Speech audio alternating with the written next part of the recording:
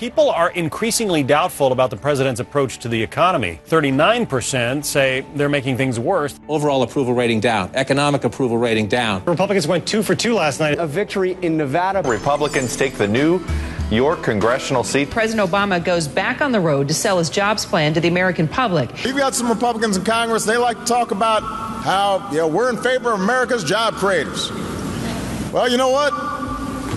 If you're in favor of America's jobs creators, this is your bill. Same rhetoric, different bill, more spending, higher taxes, same old, same old. This president's jobs deal is falling apart as we speak, as more and more Democrats do what only months ago would have seemed unspeakable. They are abandoning him. If you sit down and you listen to small business owners, many of them will tell you that regulations are strangling them. I'm worried that they're going to regulate us right out of farming. I just feel like the government sometimes is a little overzealous. The Obama administration has 144 rules in the pipeline that would each cost the economy at least $100 million.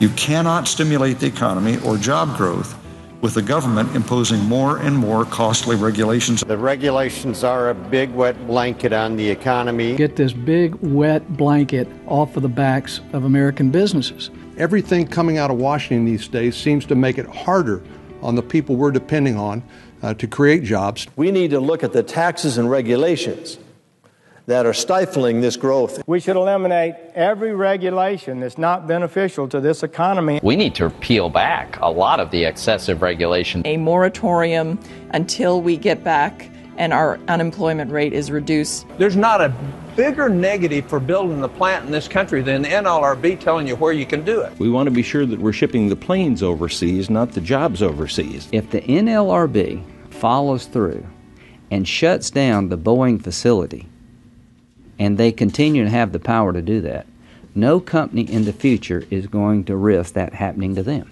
We've got a bill that will help solidify 1,000 jobs in South Carolina. Pass it now.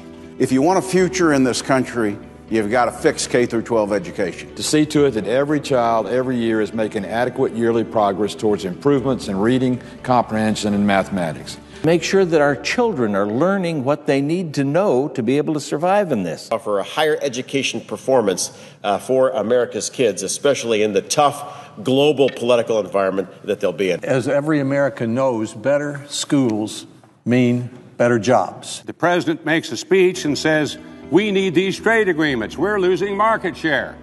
Well, I don't see the trade agreements. They would create 250,000 new jobs. When we're talking trade, we're talking jobs. These are the jobs that are the low-hanging fruit of job creation. There's one person in the United States of America standing between us and more job creation, and it's the president of the White House, President Obama.